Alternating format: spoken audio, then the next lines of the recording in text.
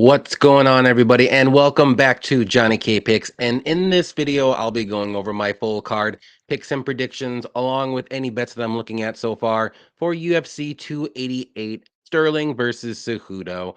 Now, first things first, as always, please hit that like button, subscribe if you haven't yet, or if you're new to my channel, and don't forget to turn on those notifications so you don't miss out on any of my new videos or live streams that pop up throughout the week. And I will tell you this right now, I have two videos ready to go for the new UFC 2023 UFC Prism cards. If you like seeing those box openings and seeing what cards everybody gets, I got two of them lined up. I just got to put them up on YouTube. I'll probably put them up sometime this week, maybe stretch it out, maybe like a Tuesday and a Friday or something like that. So definitely be on the lookout for those. So let's jump right into the last nights, I guess, if you want to say. UFC 270. I'm sorry, UFC Vegas 70, not 270. I did not watch these fights live because I was at a baseball game. So I did see some highlights throughout the night and on Twitter, and I didn't watch any of these fights from start to finish. So I'll quickly go over that. Nothing super crazy like I usually do because I didn't, like I said, I didn't really watch the fights. But for my picks, I ended up going 6-5. I know there was a few pretty decent upsets that a lot of people didn't pick. So I'll take 6-5, I guess, on this weird, sketchy card. And for my bets, I had 7 bets, and I think I only won 3 of them, and I ended up losing minus 0.45 units on the night. And what really messed me up was the Quinlan fight. We'll get to that real quick. I'll just do it right now since we're here. Yeah, I ended up losing minus 0.45 units. I ended up winning 1, 2, 3 out of my 7 bets. And like I said, with the Quinlan fight, I had the under 1.5 in that fight. It went to decision. I had Simone winning in the parlay, which I knew that was going to be a close fight, but it is what it is. Quinlan winning this one. I really thought he was going to win. He didn't. And my super safe parlay, which if Quinlan didn't win, I thought Trey Waters was going to be able to get the finish, or someone was, but it went to decision. So the worst possible outcome for my bets ended up hitting, which was Waters to win by decision. Never would in a million years would have thought that would happen, but it did. And I planted my flag on that fight and just didn't work out. But that's all right. Everything else was pretty decent. I'll take minus 0.45 units rather than 4 units losing. So other than that, like I said, let's go quickly over through some of these. Hey, Jamie Lynn Horth won over Cowan. If I remember, I saw on Twitter it was kind of a close fight. So I don't know what happened. I'll have to go back and look at that maybe. But one of the upsets that I thought was kind of crazy was Marcus McGee getting the submission over Journey Newsome on like 3-day short notice. So that's a good win from him. Another crazy upset, which was Irina over Edgar. I was very confident in Edgar getting the submission. Didn't It was the other way around, but I did play the under 2.5 because just in case if Edgar slipped on a banana peel, and she didn't, but she got subbed. Cody Durden getting the upset over Charles Johnson. I thought that was going to happen. I did bet Cody Durden to win, and I guess he won like 30-27. It's pretty unanimous. So just Charles Johnson's just a weird fighter to predict, and you most of the time or not, you got to fade that guy. Uday got the win over Jake Collier. It is what it is for that one. Here's the upset that I kind of thought was crazy. Waters getting the unanimous decision win over Quinlan. No finish, no nothing. Ruined my night there. Marcos de Lima versus Waldo. Marcos got that win. I thought that was going to happen. Here's another crazy finish that was happening was Padilla versus Arosa. I guess Arosa's chin's gone.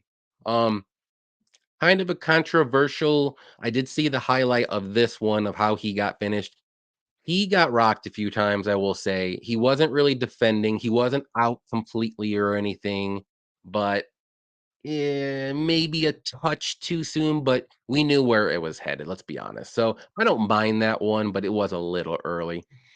Rodolfo getting the sub over Cody. I could see that one. Brawlho getting sub over McCall. I saw that one coming a mile away. I'm very high on Kai Brawlho. I think he's going to be very good. He's a very good prospect. I think he's going to be a top 10 guy, maybe top 5. I don't know about the championship level. He needs to work on a little bit, but this is a good start getting that finish.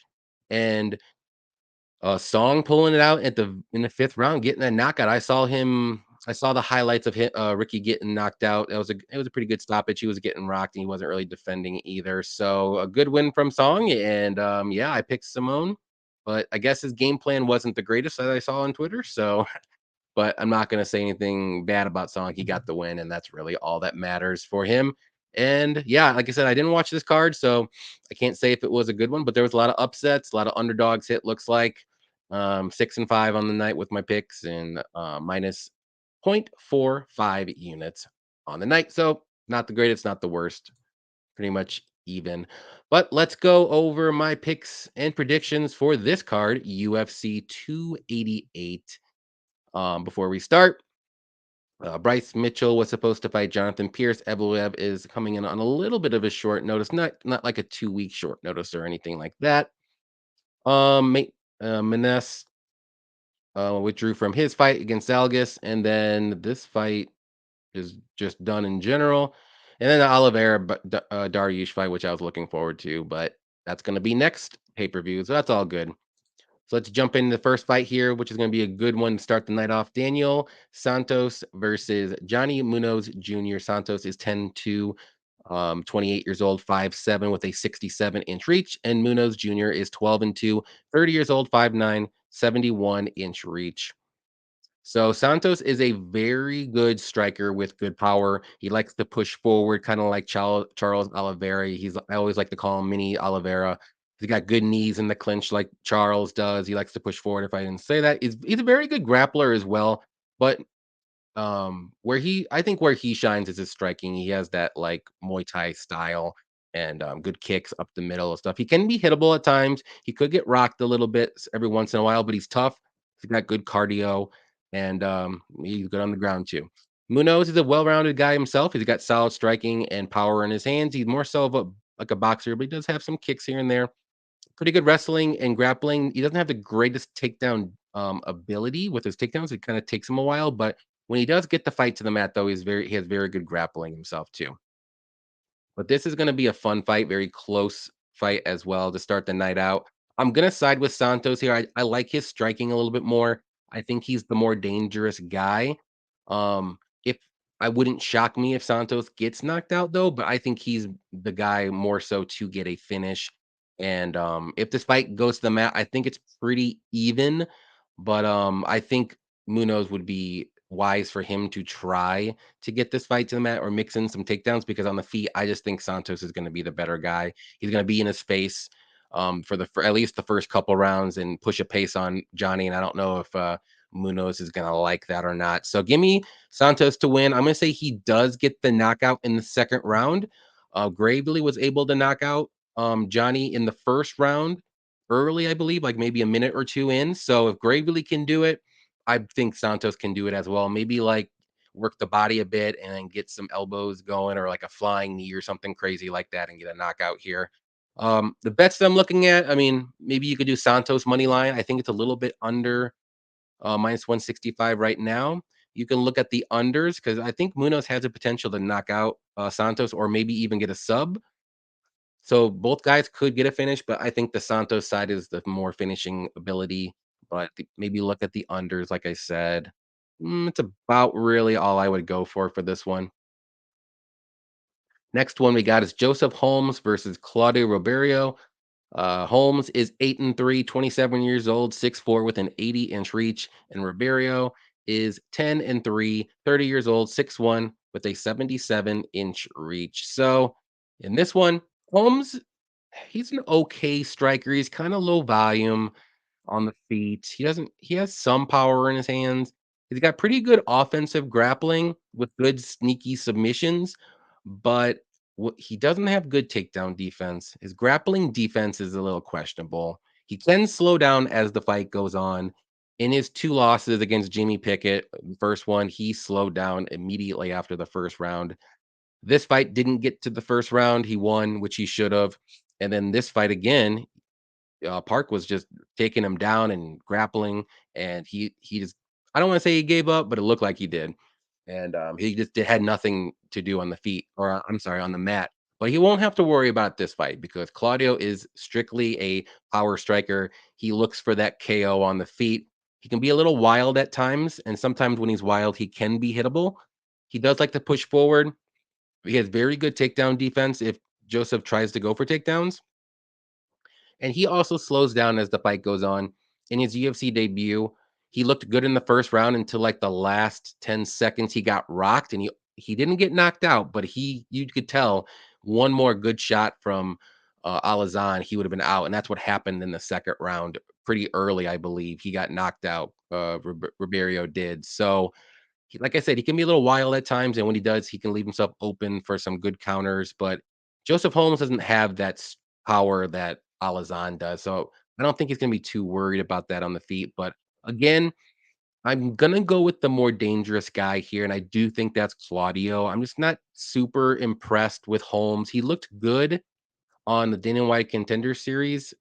Um, and his win there, but then he had to fight one more time to get a call up to fight the bottom of the barrel middleweight Jamie Pickett, and he looked awful in that fight. I can't trust this guy either. I'll give Claudio one more chance, and I think he's just like I said, a little bit more dangerous, a little bit more explosive on the feet, and I think he can get the knockout and touch up Holmes because he's a little hittable as well and slows down. So I'm gonna say he gets that first round knockout. Um, but for my bets, it's hard to trust either guy with my money, like, and a minus 210 for Claudio. I think that's a little too high as well. I think this should be closer to a pick 'em, even though I don't wanna even throw any money down on the underdog here. Unders, maybe if you want to, maybe under 1.5, under 2.5 in a parlay, because I do think this fight won't go the decision or won't go the distance. So under 1.5, under 2.5, you can look at, but money lines, I would definitely stay away. Next fight we got is gonna be Zhumagulov versus Rafael Estevam. Zalgas is 14 and 8, 34 years old, 5'4", with a 66.5-inch reach. And Estevam is 11 and 0, 26 years old, 5'8", with a 69-inch reach. So it's gonna be a little bit bigger than Zalgas.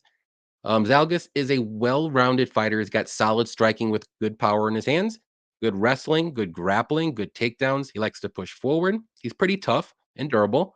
He's got good cardio. In the third round, though, if he pushes a pace in that first couple rounds, he does slow down a little bit in the third, but I wouldn't say it's anything super worrisome. Um, and the knock on Zalgas is he just doesn't either do enough for the judges to like him to pick him, or the judges just hate him. Um, I think he won the Charles Johnson fight. I'll be honest, and I picked Charles Johnson, and I bet Charles Johnson. Molina fight was again. I think Molina was shocked that he got the win in that fight. He did get knocked out against Cape, and then the other one, this was a close fight too. Like he's been in a lot of very, very close fights, and some of those fights he probably should have won. And he did say he was gonna retire, and he's coming back. I think he's gonna be motivated to win this fight and show everyone that he's should have won those fights, if you want to say. Esteban, though, he's making his UFC debut. He's a solid grappler with good submissions. His striking and takedowns or wrestling, if you want to say, is just okay, nothing crazy. But where he shines, though, is the grappling department. He's a very good grappler. He's got very good reversals. He's good when he's in top control, and he works for submissions. But it's hard for him to get the fight down there, though. This is a close fight. Esteban is taking this fight on a fairly short notice. I don't know exactly, but not super short notice fight. I do think this will be close, and I'm gonna go with the underdog here. I'm gonna say Zalgas gets it done. I think like I said, he said he was retiring. Now he's coming back. He's gonna show everyone he's got a little chip on his shoulder. He's tired of this judging being crazy. Maybe he goes for the finish, but that could work against him. But even if he doesn't, if he does his normal game plan of trying to wear down his opponents up against the cage, work in the takedowns, work his striking, I think he should be able to win this fight. I don't think Esteban's wrestling and takedowns are going to be good enough to get Zalgas down more times than not. And Zalgas is a pretty tough dude to get out of there, whether it's a submission or a knockout. So with my pick, give me Zalgas to win. I'm going to say he wins by a decision. I'm gonna probably sweat it if it gets to decision because the judges just don't like this guy for some reason. But I think they owe him one. I think the judges know they owe this guy one or two at least. I think the UFC knows they owe him one or two. So maybe he'll get lucky this time. But for bets though, I mean, I like Zalgas money line at plus 125. I think it's a little. I think. Well, I'll say it now. I did bet Zalgas. I got him at plus 140. I think that's a good bet right now. Looks like some money's coming in on him. I wouldn't maybe the over, but it's a little dicey. I'd rather just do Zalgas money line if I was going to do anything here, which I did. Next one is going to be Ikram Aliskerov versus Phil Hawes. Aliskerov is 13 and 1, 6 ooh, sorry, 13 and 1, 30 years old, 6 foot, 76-inch reach. Phil Hawes, 12 and 4, 34 years old, 6 foot, 77.5-inch reach. So Aliskerov is making his UFC debut as well. He's a very good wrestler. He's got very good takedowns with very good top control. He does have good submissions that he goes for when he's on top. His striking is mainly there just to set up his takedowns, and that's his game plan is tries to get this fight to the mat and work his wrestling just basically like any other Russian wrestler, if you want to say. He does have some power in his hands though if he lands, but it's not technical or anything crazy like that. Phil Hawes, though, he's a very well-rounded fighter himself. He's solid everywhere. He's got good power in his hands. He's got good boxing, very good wrestling. He doesn't really use it as much as I think he should, but the question on him and the red flag, if you want to say, is just his chin. He's a little chinny. He can be hittable at times as well. And if he gets rocked, then it's pretty much game over. And also in his last fight, which was 5 months ago, Roman Dolidze injured his knee pretty bad, and then he got back up because the ref didn't stop it, and then Roman KO'd him very badly on the feet. This is a tough spot. Very tough spot for Hawes here. I know this guy's making his UFC debut. He's got very good takedown defense, and man, this is a very tough one. But I'm gonna go with Alsker Aliskerov to win this fight. I just think the wrestling is gonna be too much. Maybe in the first round, Hawes does stuff a majority of those takedowns, but I think as the fight goes on, Hawes will takedown defense will start to go a little out the window. Askarov will work his wrestling, and I'm gonna say he does win this one by a decision. I don't think he's gonna be able to get a submission or a knockout, on Hawes. It's gonna be 29-28 decision. I'm not very confident whatsoever, so I'm not gonna touch the money lines for any bets unless you wanna do, like, a dog or pass in this one if you feel like Hawes is gonna win. I just can't trust him as much as maybe back in the day, but yeah, I'll probably stay away from this fight. I can see a finish on either side. I can see this go the distance. I can see either guy winning. Just with my pick, it's not a very confident pick, so bets, I'm just gonna stay away, and pick Aliskerov to win by decision. Next one we got is Parker Porter versus Braxton Smith. Porter is 13 and 8, 38 years old, 6 foot with a 75-inch reach. And Smith is 5 and 1, 33 years old, 5'11. And I'm not sure his reach. If I think I looked on another website though, I think it was like a 73-inch reach, if I'm not mistaken. But either way, Porter, he's a very well-rounded guy for the heavyweight division. He's pretty good everywhere. I wouldn't say he's amazing at one thing. He's got solid striking, good leg kicks, good cardio for a heavyweight. Volume is there as well. Good takedowns, good wrestling. He was knocked out in his last fight against Justin Taffa, but we know Justin Taffa has a very good power in his hands. He got submitted by Jailton, which we know Jailton's very good on the mat. I mean, against these lower level guys, he's winning the fight. He's not getting the finish though, but he's getting the decision. He's winning very convincingly. Braxton Smith, he's making his UFC debut. He's a power striker himself. He's got tons of power in his hands. He likes to push forward and start wailing those overhands and haymakers, all that good stuff. He's not really technical on the feet. Most of his wins have come in the first round. I think all of his wins. And other than that, that's basically this guy. He doesn't have any wrestling. He doesn't really use it. But he's just a guy that's going to push forward and go for that knockout early. He's taking this fight on short notice, I believe. I could be wrong, or this fight is just a short notice fight they put together. I can't remember. But this is kind of a scary pick for me because I do think Porter should win this fight. He's the better guy overall. but Smith has that knockout power, and he's gonna be live early in the first round. So if Porter can survive the first round and maybe get a takedown, I think he's gonna win this fight all day. So I'm gonna trust in Porter here. I'm gonna be scared for my pick. I'm not betting this fight though. He's at minus 190 money line. I don't if it's was a pick 'em maybe, but I think the money line's a little too wide in this one because Smith is live for that knockout.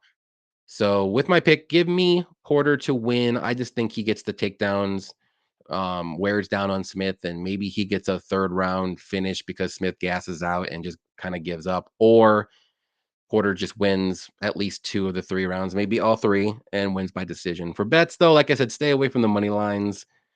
The under 2.5, if you think either guy can finish, which I do think either guy can get a finish, it's gonna be Porter late or Smith early, or fight doesn't go the distance maybe. But, yeah, with my pick, though, I'm gonna go Porker by decision. Parker. Porter by decision. Man, I have a really bad time saying that word, and I don't mean any disrespect to him whatsoever. We will move on up because that was awkward. Marina Rodriguez versus Verna Jandiroba.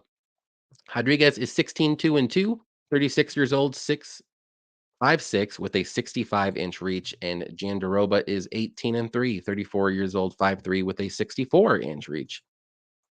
So Rodriguez is a very, very good striker. She's got decent power in her hands. She's a very good counter striker. She's very technical with her striking. Her takedown defense is pretty good. If she does get taken down, though, she has a kind of a hard time getting up, but she does have good submission defense. So she just basically kind of like survives until she can get back up on the feet until the next round if she gets taken down. But she does keep her range very well. And yeah, with Jandiroba, she's a very good grappler with very good submissions. Her takedowns aren't the greatest. Her striking is not great either, and, her cardio, she does kind of slow down as the fight goes on, and, in the first round, though, she's gonna be dangerous, but after that, like, she kinda just slows down and doesn't go for takedowns and doesn't work her grappling if she doesn't get it in the first round. And, this is just a striker versus grappler matchup here, clearly, and I've seen some money come in on the Jandiroba side. Honestly, I get it to a certain degree, but I love Rodriguez in this fight. Rodriguez has fought some good grapplers herself. She survived, and she actually got the wins. She fought against Mackenzie Dern.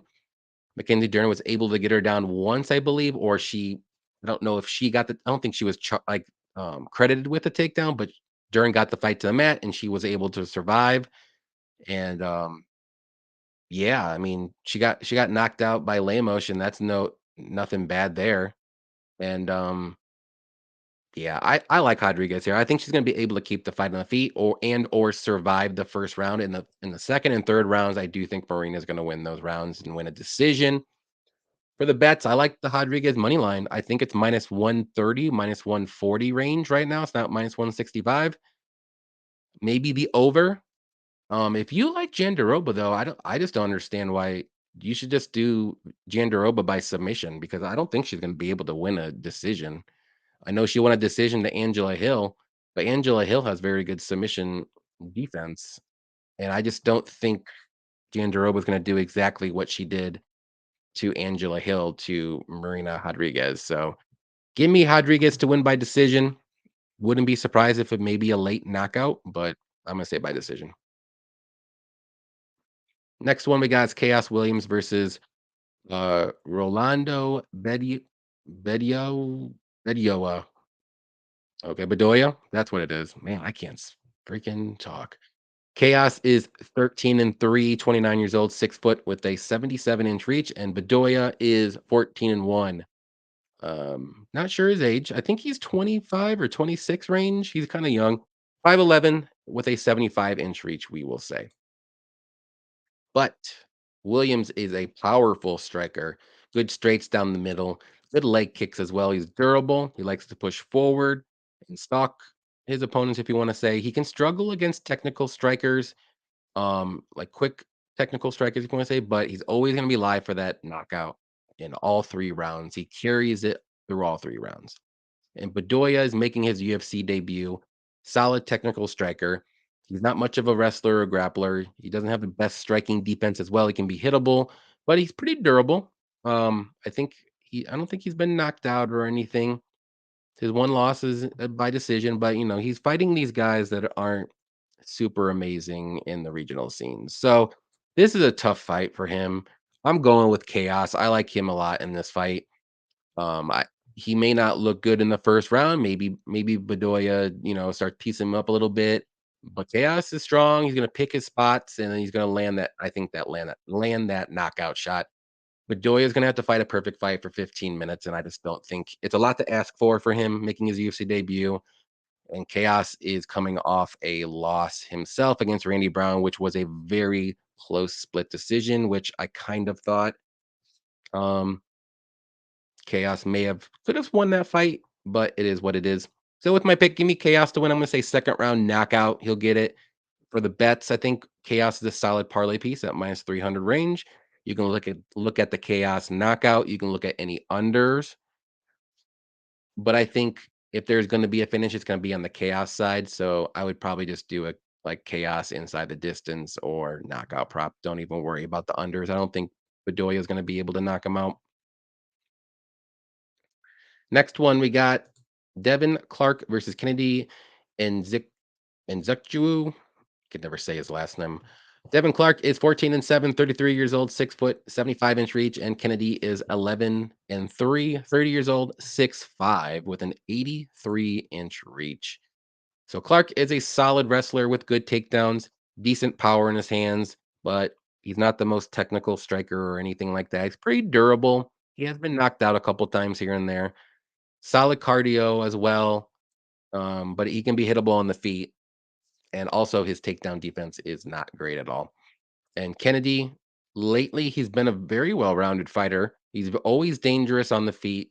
He can be a little low volume as well. He's shown some good wrestling and takedowns and grappling as of late in the last couple of fights. He's very tough to take down against the cage, and he's always going to be dangerous for in his striking. He's got power in his hands. He's got good knees.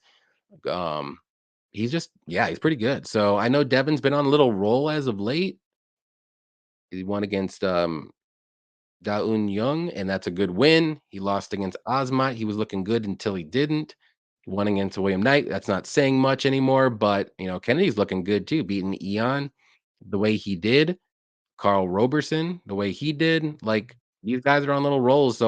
But give me Kennedy to win.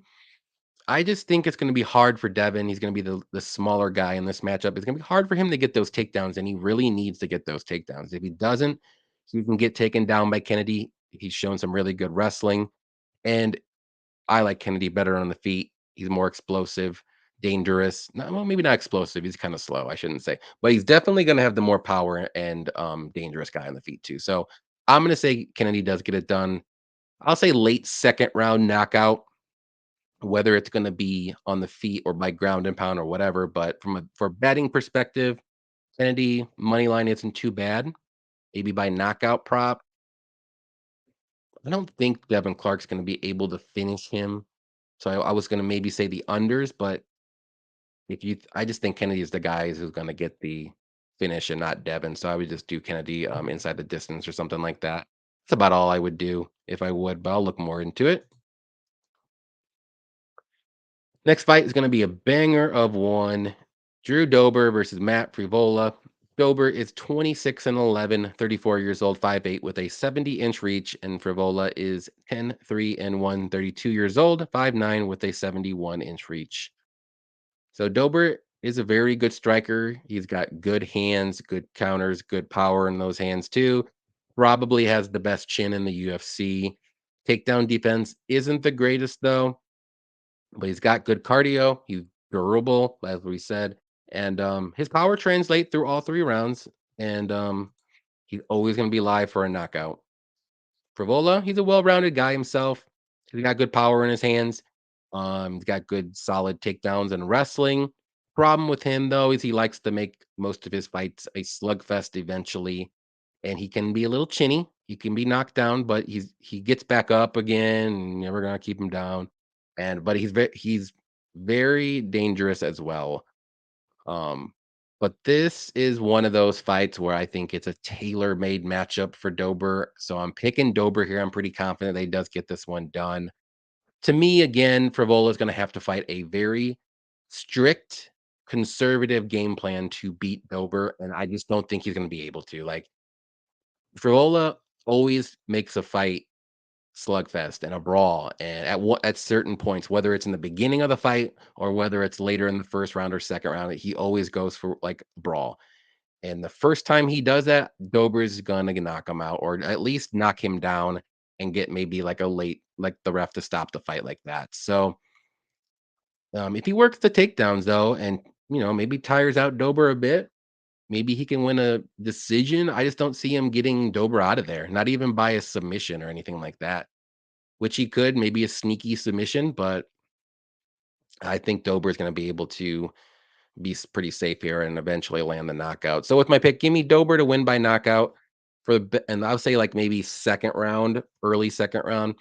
For my bets though, give me Dober money line. I like that as a parlay piece or just by itself. Dober knockout. I think that's also going to be a good play. And you can even do an under here. I think Frevola is live for maybe a submission, maybe. So there's a chance that he could get a finish. I don't think he's going to knock him out, but Dober is going to be very live for that knockout. 'Cause I do think that's what's going to happen. So unders wouldn't be bad. Next one here, we got the main card of Kron Gracie versus Charles Jourdain.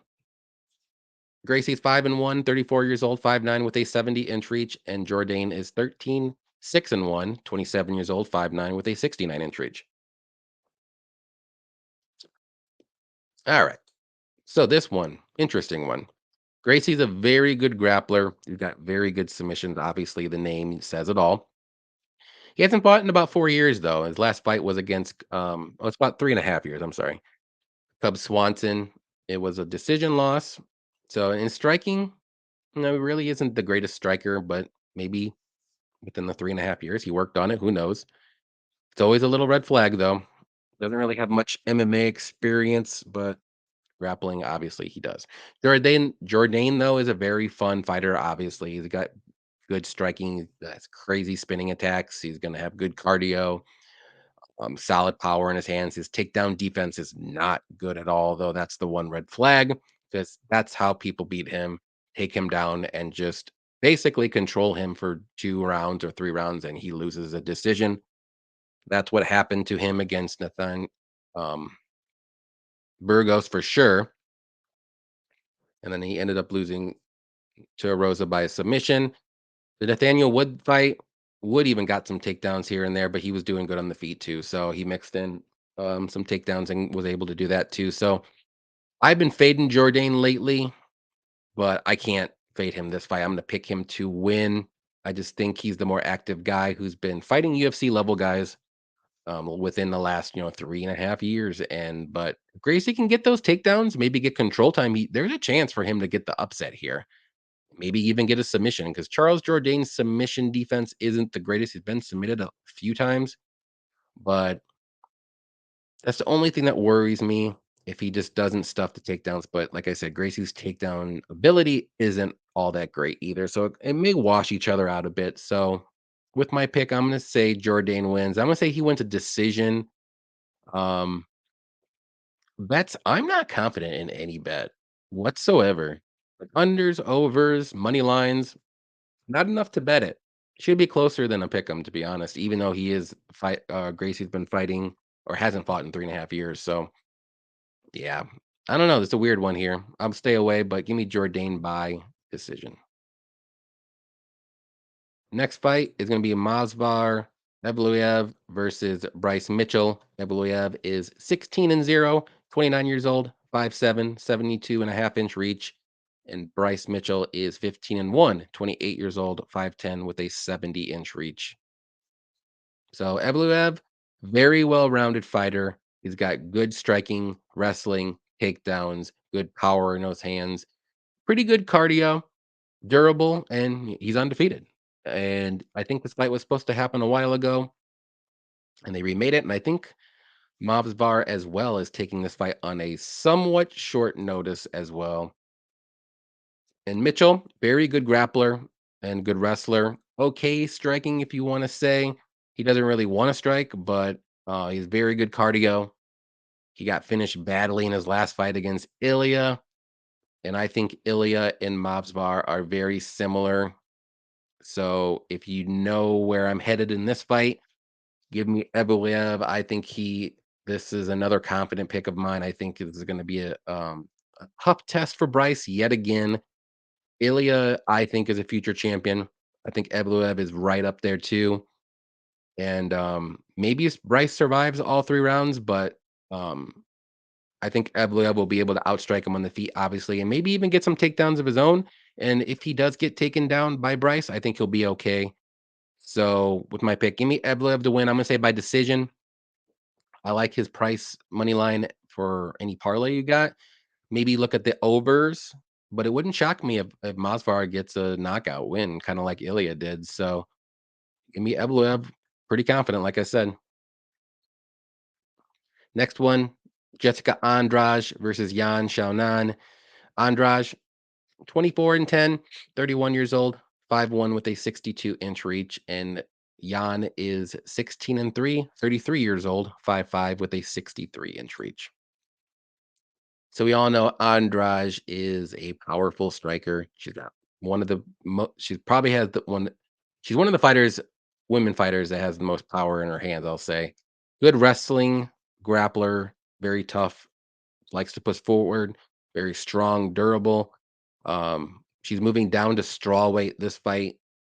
She goes up and down from fly to straw, which to me, I think she needs to stay in one of those, probably straw weight. That's where she does her best work, I believe. Xiaonan, though, is a very good striker. She's very technical. She's not the greatest on the mat if she gets taken down, but her takedown defense is pretty decent. But she definitely wants to keep this fight on the feet, and she's got good volume when she's on the feet. Not the most knockout power. She's going to probably outstrike her opponents to win decisions. She's not really a crazy finisher.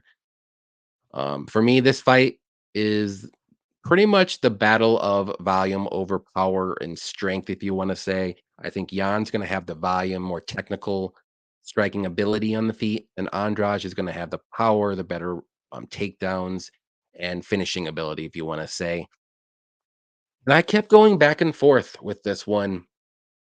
I've been impressed with Xiaonan's in her last couple fights, even though she lost to Rodriguez. I did think she did lose, but it was super, super close.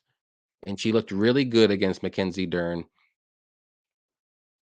And then I can't really give Andrade too much because Blanchfield is a monster and it was on short notice. This is a very tough fight. I'm gonna roll the dice because women's MMA has been insanely weird, as you saw from last card. I'm gonna go with Xiaonan. I'm gonna ride that little good 2 fight, you know, she's looking really good in her last couple fights. Andrade to me is hit or miss. She is fighting the better competition. But like I said, it's weird that she's jumping up and down from those, fly and straw weight divisions. And also, this is gonna be in the bigger cage, so I do think that'll favor Xiaonan.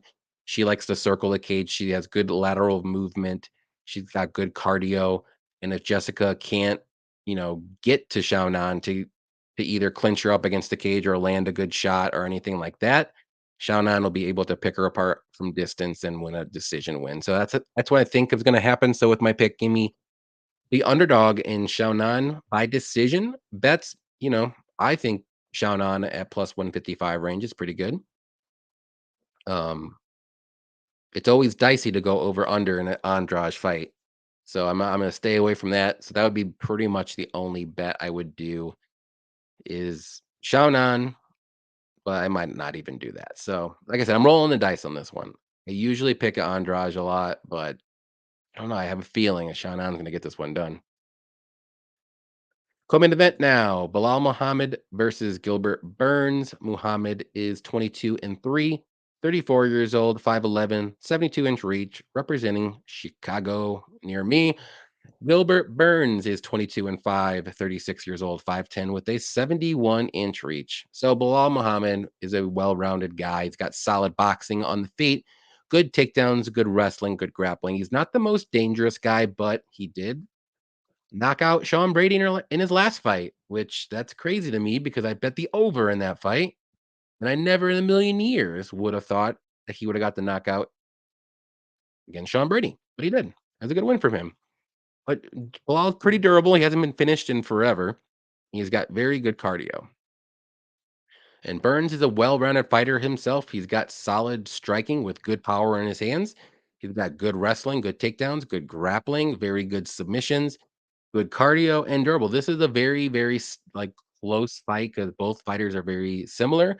I would say Burns is the more dangerous of the two, though, and that's where it lies. Do you think Bilal will play it safe and be more defensive and maybe win a decision, will maybe out cardio Burns? Or do you think Burns will go for it? He's the more dangerous guy in the feet. I think he's the more dangerous guy on the mat as well. He could get taken down. Like this fight is very, very close, but man, I kept going back and forth with this one. I'm gonna go with Burns to win though. Very close decision. I think both guys will survive. I think Burns will do good early, and I think Bilal will maybe do good later on in the fight if Burns doesn't get him out of there early too.